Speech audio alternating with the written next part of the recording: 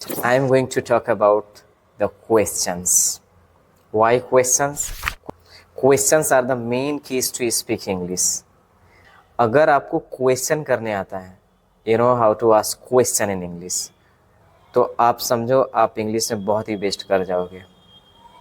आपके पास कोई स्टेटमेंट हो, मीन्स अफर्मेटिव सेंटेंस हो, उससे आपको क्वेश्चन करने आता हो, तो आप बहुत अच्छे से और बहुत क्विकली सीख जाओगे, because already you have word collections, idea of sentence framing, you have a lot of structure and phrases.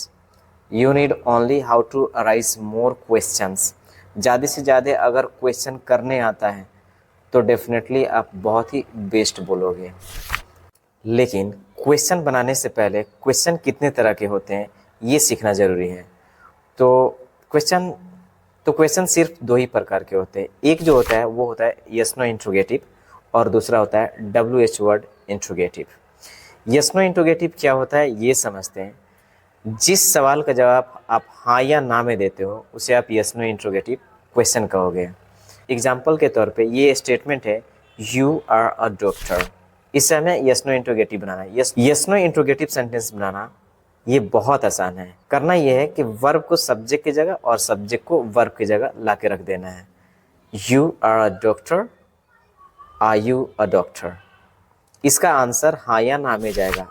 अगर आप डॉक्टर हैं तो आपका जवाब होगा yes I am a doctor, but if you are not a doctor आपका जवाब होगा no I am not a doctor.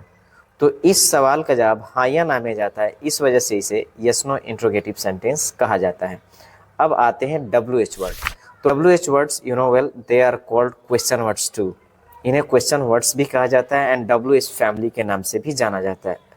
Actual में इनकी शुरुआत WH से होती है, इस वजह से इसे WH वर्ड्स कहा जाता है। क्वेश्चन क्यों कहा जाता है? बिकॉज ये वर्ड्स अपने आप में क्वेश्चन होते हैं। जैसे मैं अगर कह दूँ क्या, व्हेन कब, वेयर कहाँ, हु कौन, तो ये क्या है कि अपने आप में क्वेश्चंस होते हैं, इसलिए इसे क्वेश्चन वर्ड्स भी कहा जाता है। अब इनसे आप कैसे सेंटेंसेस बनाओगे? अगर मुझे वही सेंटेंस है यू आर अ डॉक्टर और इसको WH वर्ड में लाना है तो इट इज़ क्वाइट इजी। जो आपने यस नो इंट्रोगेटिव सेंटेंस बनाया था ना, ठीक उसके पहले WH वर्ड को पुट करना है, लेकिन मीनिंग उससे रिलेट करना ज़रूरी है। कोई भी WH वर्ड आप वहाँ पे नहीं रख सकते हैं, जिसका मीनिंग मैच करेगा उसको ही रखना है।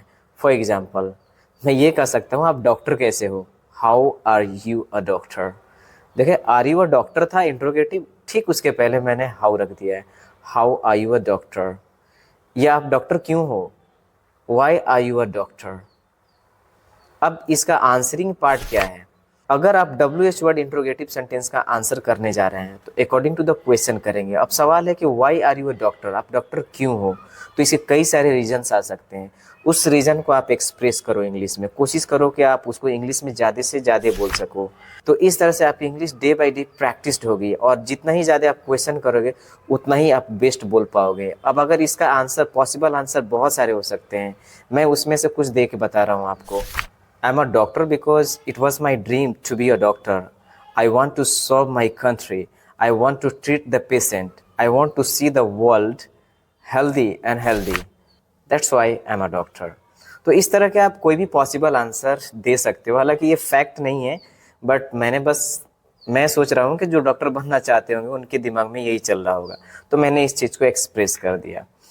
तो आपने ये सीखा कि क्वेश्चन का पार्ट इंग्लिश बोलने के लिए बहुत ही ज़रूरी है। जितना ही ज़्यादा आप क्वेश्चन करोगे उतना ही ज़्यादा आपकी इंग्लिश प्रैक्टिस होगी और जितना आप प्रैक्टिस करोगे डे बाय डे आप उसमें फ्लुएंट होते चले जाओगे। तो आज के लिए यही रहेगा। अगर आपने डे 1, 2 एंड 3 नहीं देखा है तो आप मेरे बायो में जाकर वीडियो सेक्शन में जाके वहाँ से देख सकते हैं। बस ये वीडियो स्टेप बाय स्टेप है, आपको फ़ायदा होगा, आपको एक जेन्युइनली बहुत ही अच्छे से आपकी दिमाग में इंग्लिश सेप होगा। After 90 days you will see yourself that you are completely changed. Bye bye, see you in the next video.